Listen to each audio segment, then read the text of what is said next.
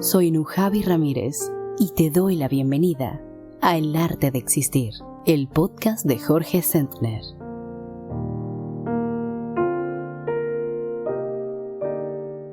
Existir es un arte cuando abordamos conscientemente nuestras relaciones, nuestro trabajo, cualquier aspecto de nuestra vida cotidiana. Es un arte existir si nos sentimos creativos. Cuando transformamos nuestra existencia en un arte, nuestra vida rebosa de sentido.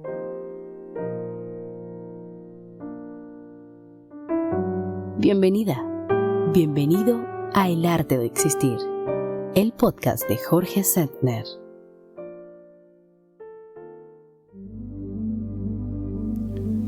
¿Cómo hacer de nuestra existencia un arte? Soy Jorge Sentner. Gracias por acompañarme en el 23º episodio de El Arte de Existir. La vida aparece ante nuestros ojos bajo infinitas formas.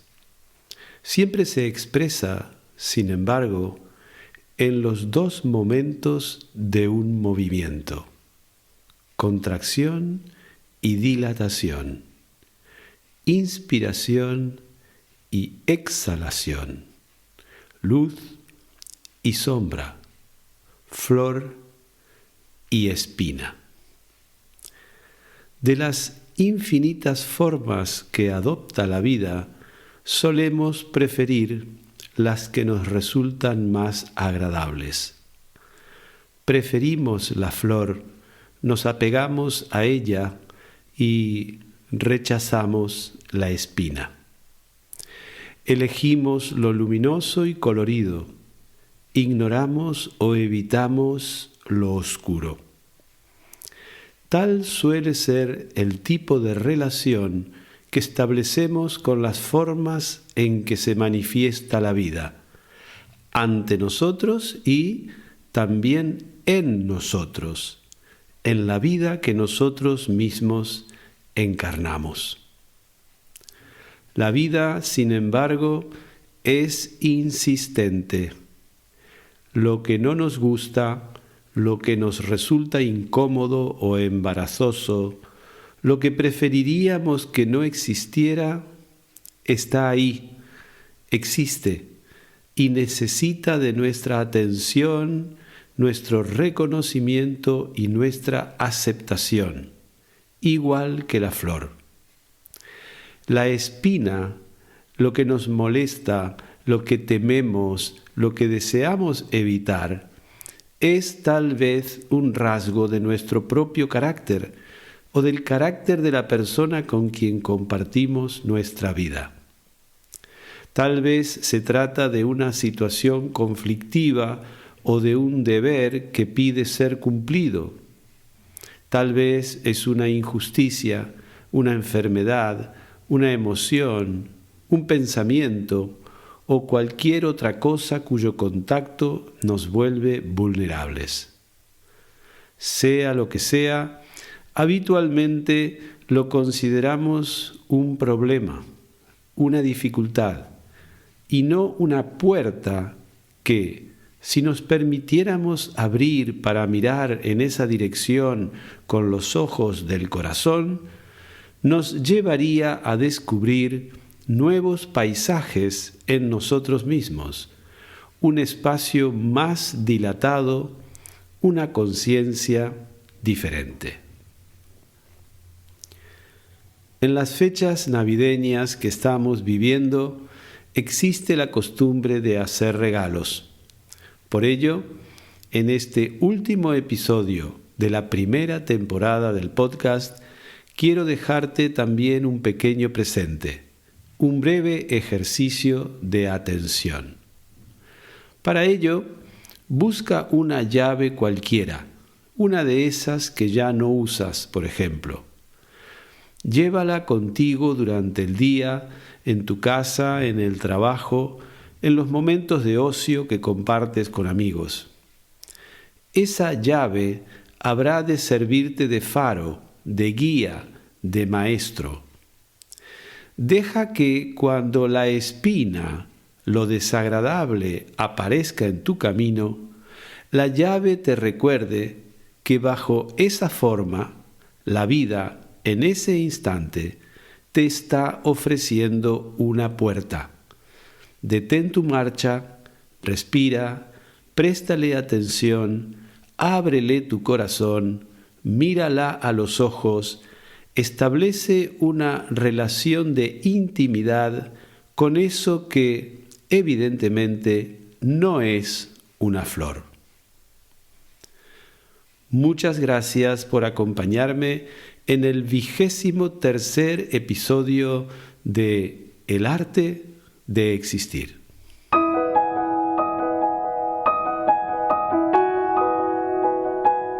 Y ahora, Jorge te abre su espacio de consultor existencial. En la consulta, te propone mapas y caminos posibles para evitar el sufrimiento inútil en tu diario vivir. Escribe a la consulta. Comparte con generosidad tus dudas, que son las dudas de todos. Coordina y presenta David Carneiro. Nosotros hemos recibido una pregunta de Juan. Jorge, en uno de los episodios del podcast hablabas de la alquimia emocional.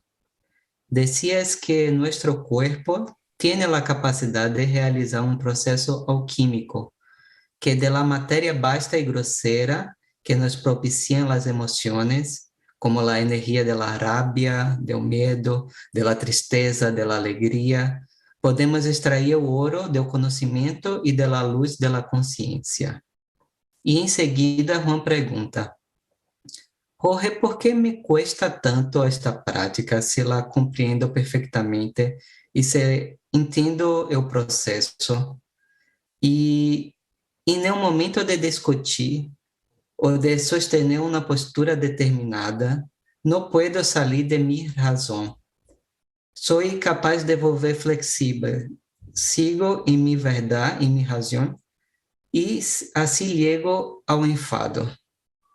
No puedo extrair el oro de que hablas, Jorge. No puedo dejar de ensobrecerme y sumirme la rabia. Y es peor todavía si frente a mí hay más de una persona. Más rígido e inflexible me pongo. Generalmente, este tipo de situación se vive cuando uno se siente separado de los demás.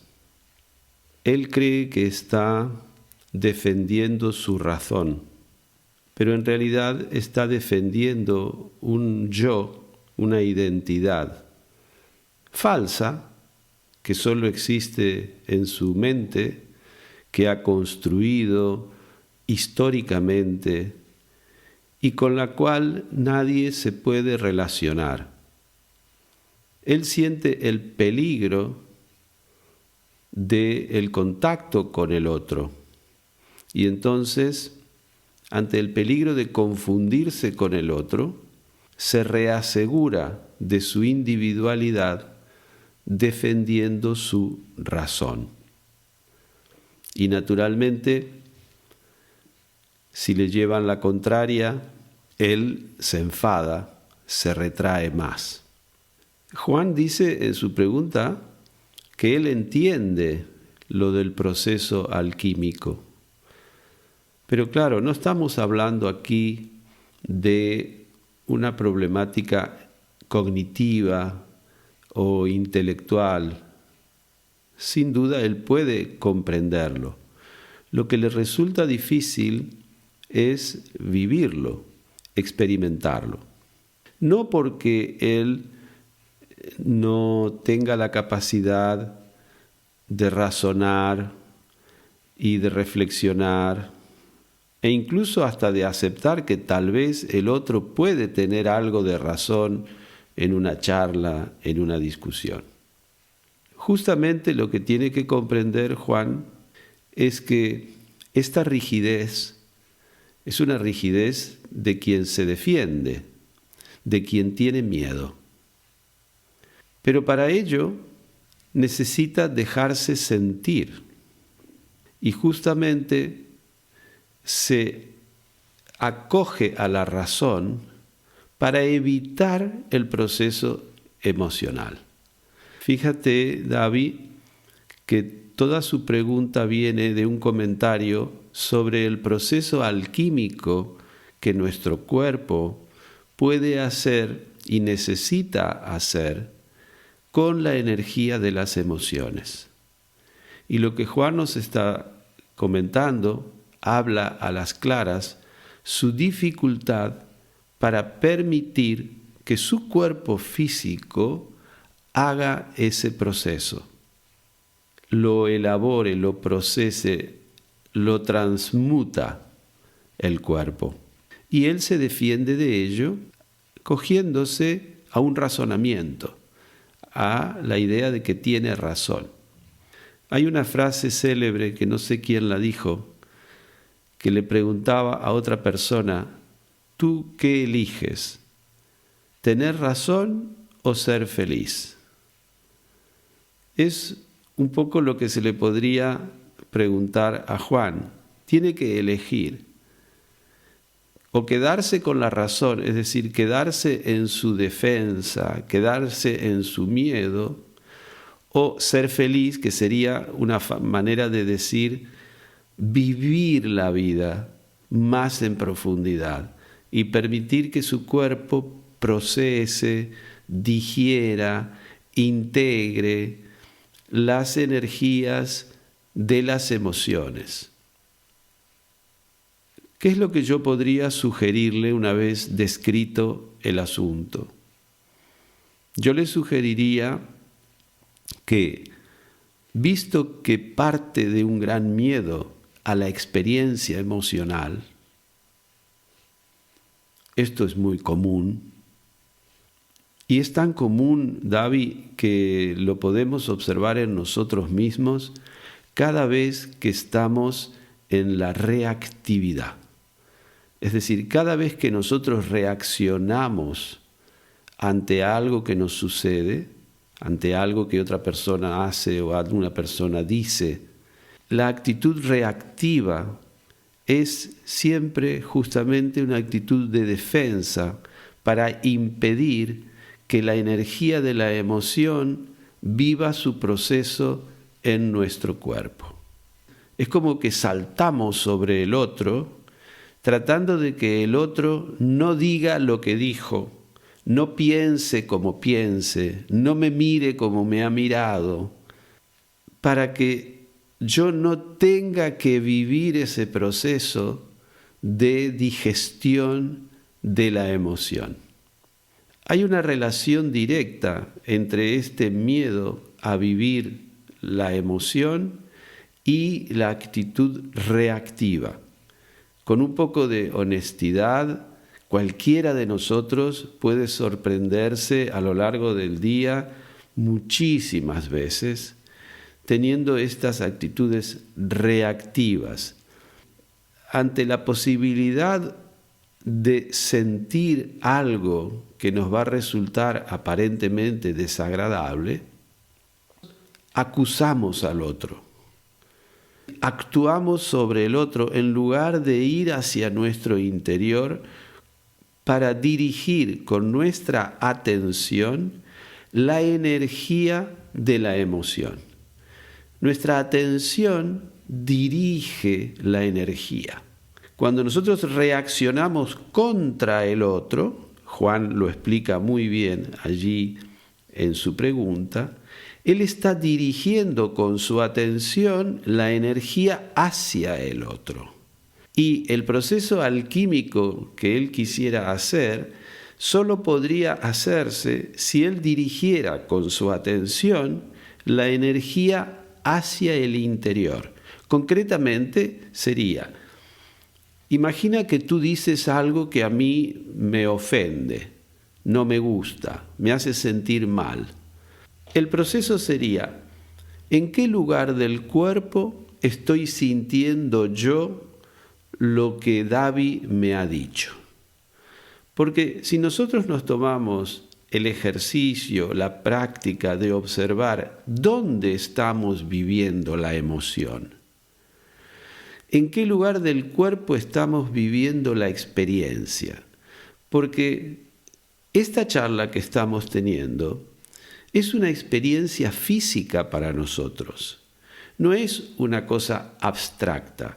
Los seres humanos no vivimos en la abstracción, los seres humanos vivimos en la encarnación.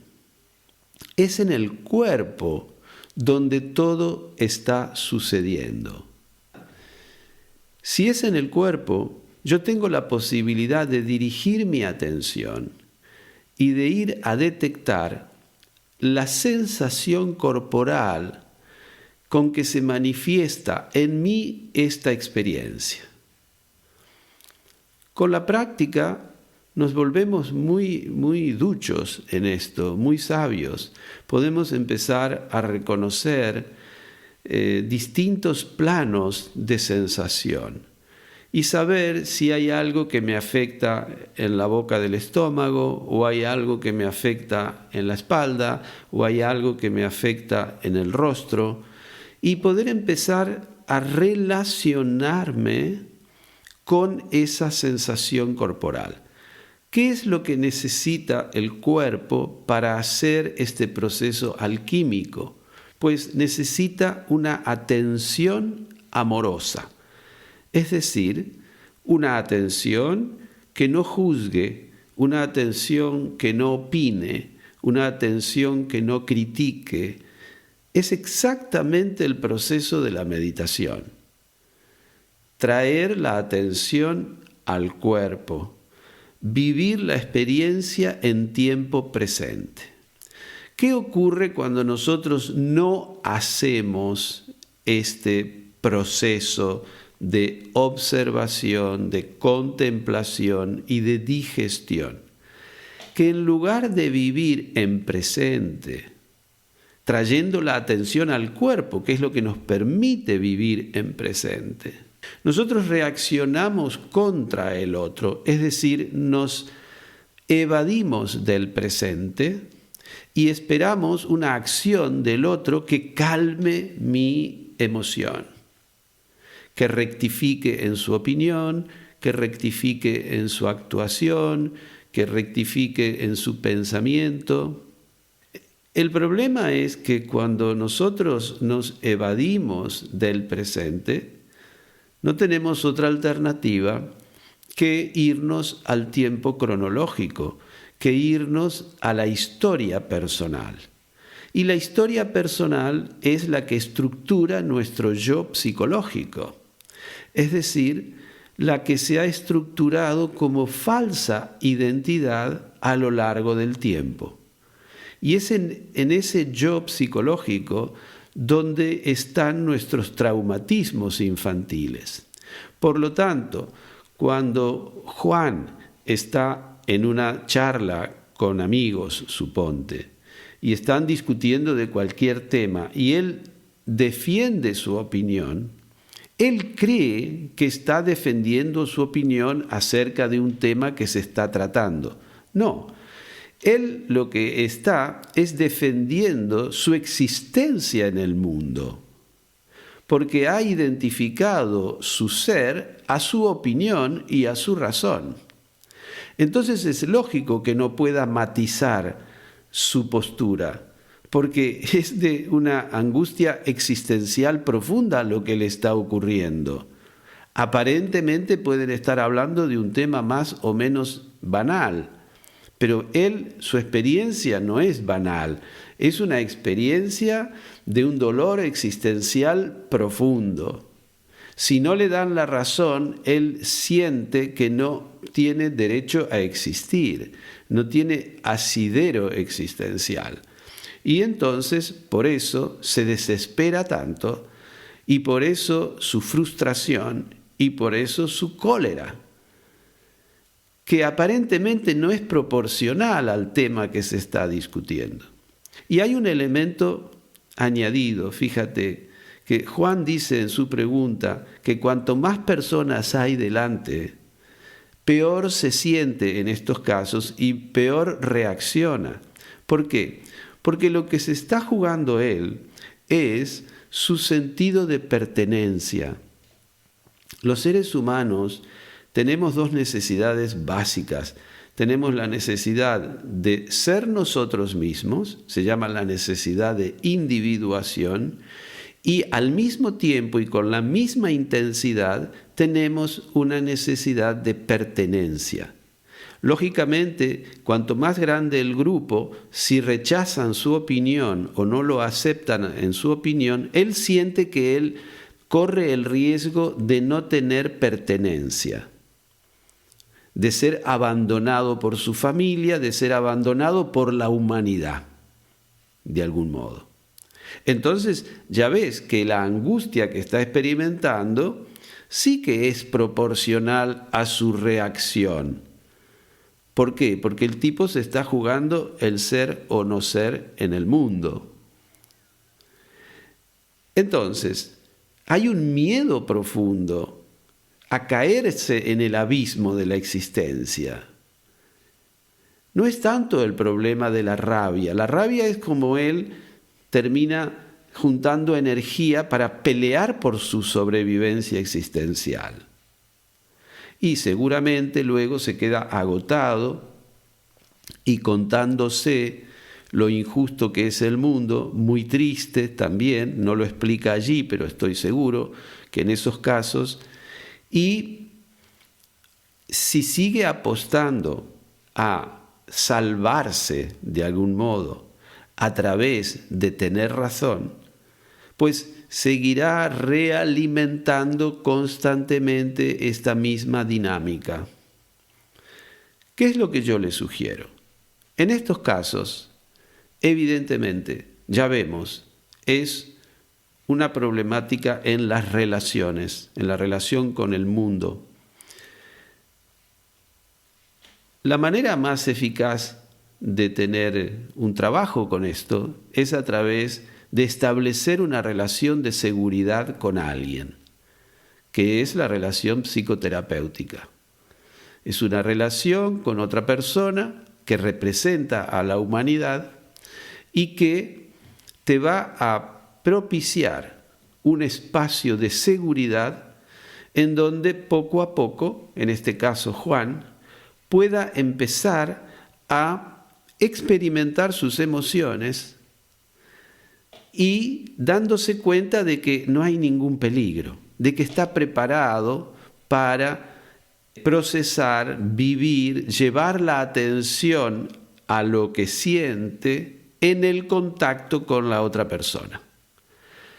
A lo largo de los procesos terapéuticos, el paciente termina cogiendo confianza en su capacidad para procesar lo que siente y en su capacidad para relacionarse con lo que siente, para nombrar lo que siente, para situar en el cuerpo lo que siente, para expresar lo que siente de una manera que le permita verlo más claro, encarnado.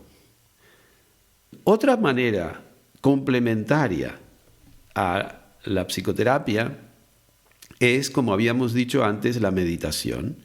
Porque la meditación es también un espacio seguro en el que, aunque no hay un diálogo, una comunicación, sí te entrenas en dirigir la energía de las emociones con la atención hacia el interior. Entonces, te acostumbras a que todo lo que ocurre es observado por la conciencia en el interior de uno mismo, y entonces generas una especie de entrenamiento y de fortalecimiento. De hecho, la práctica de la meditación, cuando se la realiza de una manera honesta, comprometida, genera mucha confianza en sí mismo, porque pasas horas y horas conviviendo con tus procesos internos. Y cuanto más convives con tus procesos internos, te das cuenta de que más espacio tienes internamente para ofrecerle a esos procesos que son dolorosos y a esas energías que muchas veces son muy desagradables. Entonces, una combinación de psicoterapia para tener un espacio donde uno puede compartir con otro ser humano y sentir que no hay peligro en sentir, no hay peligro en volcar la mirada hacia el interior. Y los procesos meditativos se complementan ambos muy bien y pueden permitirle, por ejemplo, en este caso a Juan, romper con este círculo vicioso que, por lo que él bien explica, en última instancia lo hace sufrir. Jorge, has dicho sobre esta identidad a la que Juan defiende. Tú has dicho que esta identidad no es verdadera, es una identidad falsa, ¿no? Y esta afirmación creo que puede sonar muy potente para las personas que no están acostumbradas con el budismo o con el autoconocimiento. ¿Podrías hablar un poquito más, Jorge, sobre por qué esta identidad no es una identidad verdadera? Es verdad, mira, nosotros para vivir la experiencia necesitamos generar una identidad. De hecho, cuando, por ejemplo, en el caso de Juan, él defiende tanto esa identidad, es porque esa identidad que yo llamo falsa no es lo suficientemente consolidada, es frágil, es dudosa. ¿Por qué necesitamos nosotros una identidad, a esa que llamamos self, o que llamamos el yo psicológico o ego? ¿Por qué es vital para nosotros? Simplemente porque nosotros nacemos todos, hombres y mujeres, de un cuerpo femenino. Y cuando nacemos, nosotros no tenemos una conciencia individual. Tenemos un cuerpo que al principio ni siquiera es autónomo, luego el cuerpo con el nacimiento se va volviendo poco a poco autónomo, pero no tiene una conciencia de sí. Nos demora meses y años el proceso que se llama de individuación. De hecho, así vivamos 100 años, estaremos siempre en un proceso de individuación, es decir, de tomar conciencia de nosotros mismos, que de alguna manera significa tomar conciencia de que no soy mi madre, porque en origen soy mi madre. Tú tienes un bebé de 2 meses y Daniel, en este momento, no tiene ninguna conciencia de sí, es una protoconciencia la que tiene. Apenas hay unos rasgos de diferenciación respecto al pecho de su madre, pero si no, su mundo no va mucho más allá. Toda nuestra vida es un proceso de individuación, es decir, de generar una conciencia de sí. Por eso hablamos de proceso de autoconocimiento, de toma de conciencia de sí, de quién soy yo. Para vivir la experiencia humana, nosotros necesitamos crear esta imagen de nosotros mismos. Pero ¿dónde tiene lugar la creación de esta imagen? ¿Dónde se guarda esto? Esto se guarda en nuestra mente. Nosotros vamos constituyendo un yo que poco a poco se va consolidando y que está hecho de rasgos heredados y de rasgos que vamos modelando en el vínculo con nuestros padres, a través de la aprobación o la reprobación, una mirada amorosa o una mirada de reprobación. Poco a poco el niño va diciendo, yo soy así, yo no soy asá. Eso muy esquemáticamente. Imagínate que si tuviéramos aquí la posibilidad de mostrar un gráfico, diríamos que el niño se va identificando con unas estrellitas y se va alienando de unas rayitas. ¿Por qué? Porque ve que cuando él actúa con estrellita, sus padres lo aprueban, el mundo lo aprueba, el mundo lo ama. Cuando actúa desde las rayitas, entonces lo reprueban y él dice, no, yo quiero ser estrellita porque yo quiero que me sonrían, quiero que me alimenten, quiero que me abracen, quiero que me quieran. Entonces, estrellita, estrellita, estrellita. ¿Qué pasa con esas rayitas? Porque claro, él es un individuo completo. Pues que poco a poco él se va identificando con las estrellitas y se va alienando de las rayitas. ¿Qué quiere decir alienando? Que las va quitando de la conciencia de sí. Las va metiendo debajo de la alfombra, digamos. Es como si fuera un iceberg, los va metiendo en la parte sumergida.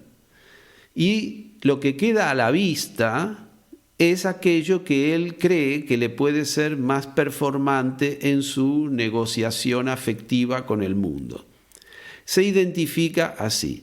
Puedes ver a personas de 50, de 60 años, al rato de estar hablando con ellas, si las conoces un poco, vas viendo que esa persona es un niño bueno.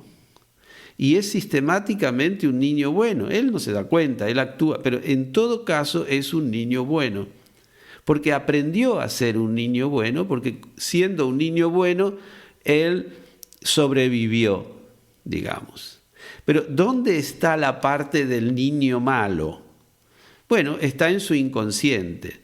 Estamos hablando de energías. Estrellitas y rayitas son cualidades energéticas.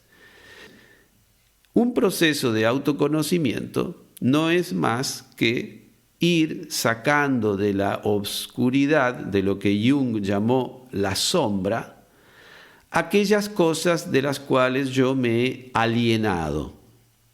¿Y cómo las voy a reconocer? Pues las voy a reconocer en el mundo, las voy a reconocer en los demás, porque a través de un ejercicio de proyección, todo aquello mío que no me gusta, lo veo en ti.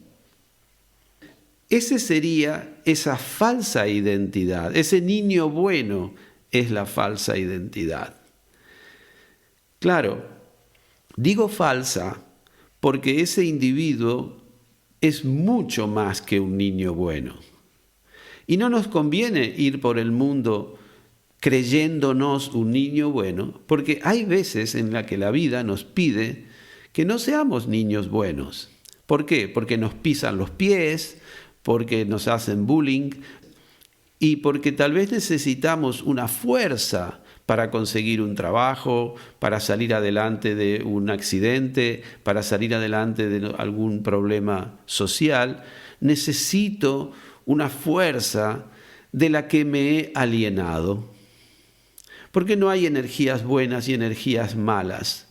Son energías sin signo.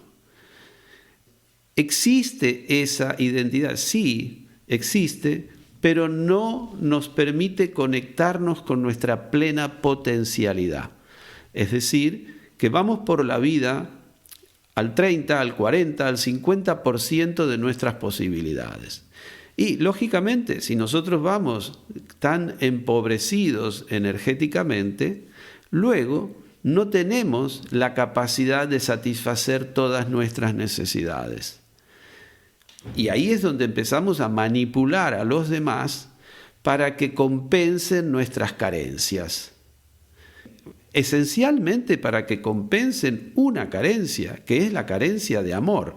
No nos olvidemos que si alguna característica tiene esta falsa identidad a la que llamamos ego, a la que llamamos yo psicológico, es que no ama, que está dominada por el miedo. Es un poco lo que estábamos hablando de Juan, está dominado por el miedo.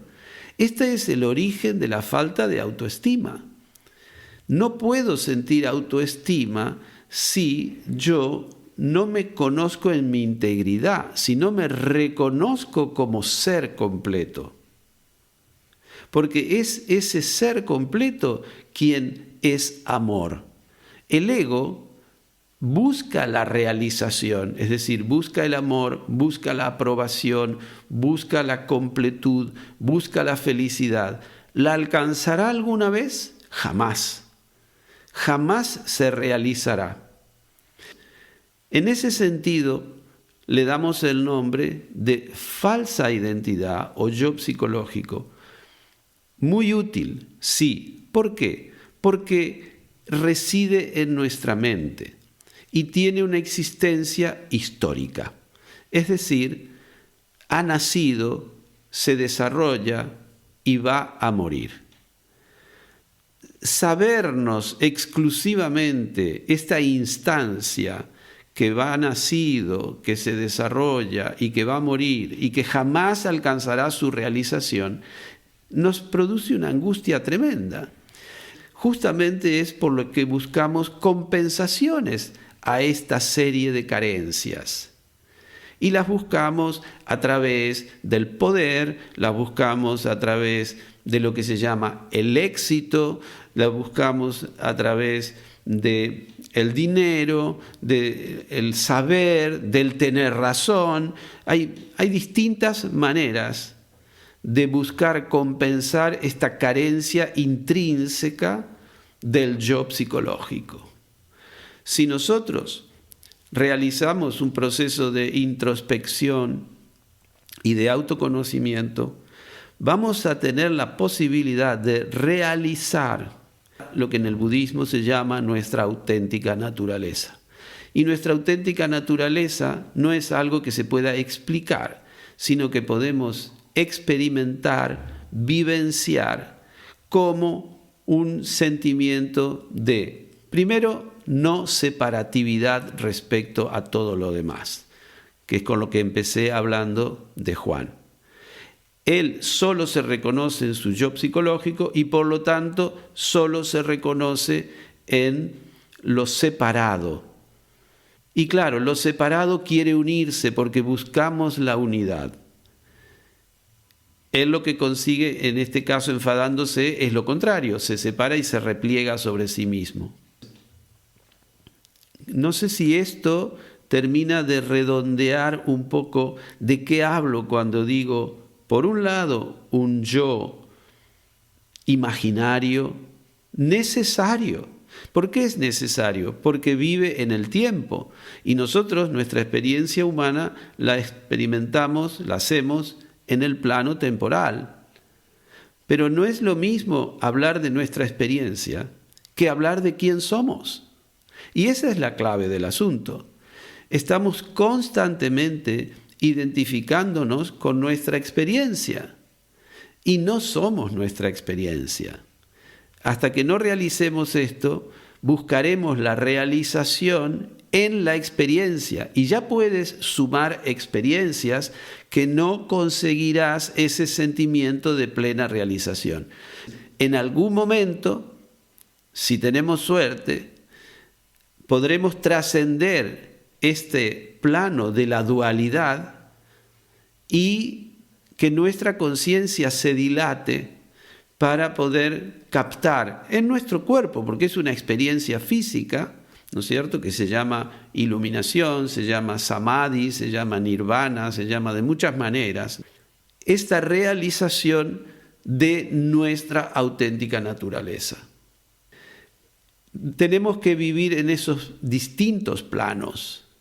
Nosotros, recuerda, siempre lo digo en el podcast, pero una vez más, somos seres humanos. No somos haceres humanos ni teneres humanos. Somos seres humanos.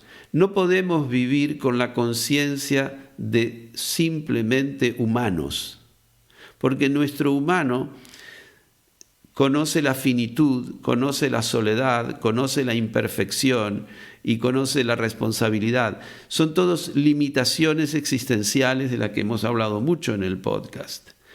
Es muy angustioso vivir con exclusivamente esta conciencia de humano, porque la vida carece de sentido cuando nosotros la percibimos en esos límites. A nuestro humano necesitamos darle una compañía, una presencia que lo acompañe. Y por eso hablamos de calidad de presencia. ¿La presencia de quién? Del ser. La presencia de quien realmente somos. Y si queremos ir completos por la vida, tenemos que reconocernos no solo como humanos, sino como seres humanos. Hay un ejercicio que yo hago mucho con las personas en terapia, cuando me cuentan una desgracia, que son reales y son muy sufridas, porque puede ser la pérdida de un ser querido, puede ser algún problema grave de salud o en el trabajo o en las relaciones. Y le pido a esa persona que se visualice en la misma situación, pero en compañía de una presencia que lo ama incondicionalmente. Y te aseguro que la calidad de la experiencia cambia radicalmente. La misma situación, visualizarse en compañía de una presencia de amor incondicional. Es una presencia que no se puede detectar con los ojos, que no se puede tocar, pero que se puede sentir.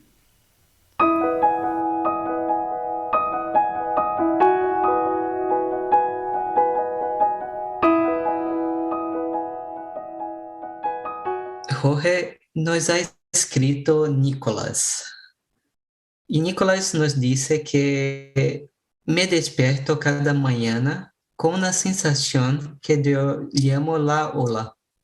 Se trata de una angustia en la que convergen el remordimiento por equivocaciones mías del pasado, por no haber cubierto expectativas propias y ajenas, y una decepción innegable con la mujer que ha sido mi pareja por 27 años y madre de mis hijos, relación que ha entrado en una fase de crisis muy profunda. Estoy haciendo, Jorge, psicoanálisis hace muchos años, lo que no me impide que la ola se instale y rompa en mi interior. ¿Qué me recomiendas? Yo voy a evitar las recomendaciones, entre otras cosas porque son inútiles y porque dan por hecho que yo tengo el conocimiento de lo que a él le puede evitar esa ola. Yo no diría que es una mala cosa que sienta cada día esa ola. Su cuerpo le está hablando. Su cuerpo le está diciendo algo, un mensaje que necesita ser escuchado. Si la ola vuelve, es porque no le ha prestado suficiente atención. Naturalmente, Nicolás intuye que si presta atención a lo que su cuerpo le está diciendo, su vida puede cambiar. E intuye que hay algo peor que la ola. Él está eligiendo, con más o menos conciencia, ser un hombre que sufre de frustración, de incomodidad, de reproches. Eso lo puede vivir. Y la prueba es que lo está viviendo desde hace mucho tiempo. La pregunta que yo haría a Nicolás es: ¿qué imagina él que hay de peor que eso y que está evitando? Porque tal vez se trata de un equívoco. Tal vez le está huyendo a un malestar, a una situación que no es tan grave como él lo imagina.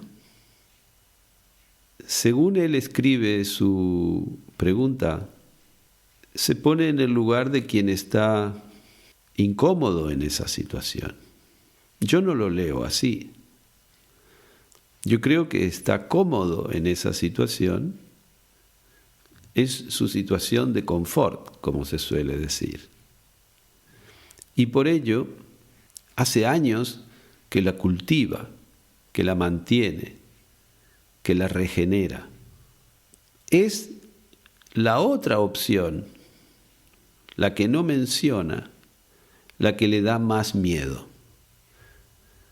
La pregunta que yo le haría es, ¿qué estás evitando con esto? ¿Para qué te sirve la ola? ¿Para qué te sirve la manera de vivir que tienes actualmente? ¿Para evitar qué? De algún modo, lo que Nicolás nos está diciendo es que a él le gustaría ser otro. Y yo estoy convencido de que no, de que pone toda su energía en ser el que actualmente es. Esa es su elección. Si alguna libertad tenemos, es la libertad de elegir a cada instante quién somos. Y él elige ser el hombre frustrado, el hombre que está aparentemente casi 30 años con la mujer equivocada, y el hombre que se despierta por la mañana angustiado, y supongo que vive durante el día angustiado. Es muy apasionante la pregunta que ha enviado Nicolás.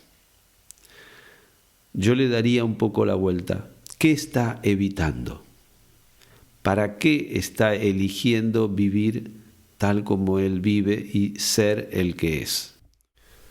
Dicho esto, quiero aprovechar la pregunta de Nicolás, que insisto, me parece muy interesante, porque más allá de los detalles singulares o personales que él expone, podemos llevarlo a un plano de lo genérico. Es un ejemplo de vivir en la angustia. ¿Qué hay en el fondo? ¿Cómo se produce este vivir generando angustia? Yo insisto que angustia tiene la misma raíz que la palabra angosto. Y esa ola que Nicolás dice sentir es justamente una presión en el pecho, en todo su cuerpo, un estrechamiento que normalmente también produce ahogos, produce taquicardias, etc. Problemas de respiración. ¿Cómo es que llegamos a generar internamente estas situaciones de angustia en la que parece que desde algún lugar estamos tirando dos hilos que van en dirección contraria y apretando un nudo? Pues cabe observar que de alguna manera, cuando generamos estas angustias, estamos viviendo en un doble discurso. Es como si silenciosamente, secretamente, inconscientemente, estuviéramos acompañados por una voz que dice sí, pero no. El caso que cuenta Nicolás es ejemplar. Él le dice sí a la vida que lleva y por otro lado le dice no. No la vive plenamente, no la vive desde un sí pleno, absoluto, total, incondicional. Da igual si se trata de su mujer o de su trabajo o de una ciudad en la que vive, da igual a lo que nosotros le digamos sí, pero no. En última instancia, es a la vida que encarnamos individualmente, es a nosotros mismos a quien constantemente nos estamos diciendo sí, pero no. La vida requiere un sí, la vida requiere una afirmación plena. Cuando nosotros a la vida le ponemos condiciones, le hacemos exigencias, la rechazamos tal como es e imaginamos que estaríamos mejor en otro lugar, o solos, o con otra persona, o desarrollando otra profesión, o teniendo otra nariz, o teniendo menos arrugas. Le estamos diciendo sí, pero no. Y eso es lo que nos genera esta tensión interior, este malestar constante, esta ola en última instancia, que puede aparecer con síntomas muy diversos y que muchas veces intentamos aplacar, silenciar a través de sustancias, a través de medicamentos. Y si vamos a las urgencias o vamos al psiquiatra, están contentísimos de recetarnos rápidamente alguna pastillita para distendernos internamente. ¿Cómo? Durmiéndonos al sentir, durmiéndonos a las sensaciones, nublando nuestra conciencia. La ola, la angustia, es un llamado de nuestra conciencia que nos está pidiendo atención y nos está pidiendo, a través de esa atención, una afirmación plena a la vida, tal como es. Concretamente, y para que se me entienda, en el caso de Nicolás, es solo diciendo sí plenamente a su vida tal como es ahora, que puede encontrar la fuerza, la decisión de que las cosas cambien y de elegir ser otro.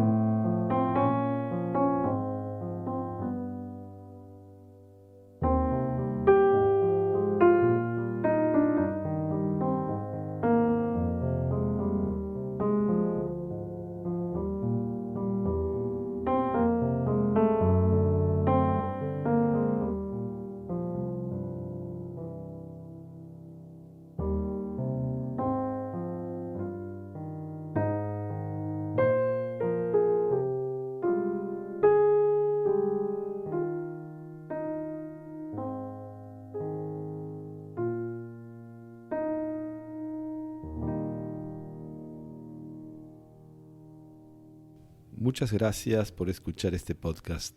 Tu presencia completa el sentido de nuestro trabajo en el arte de existir.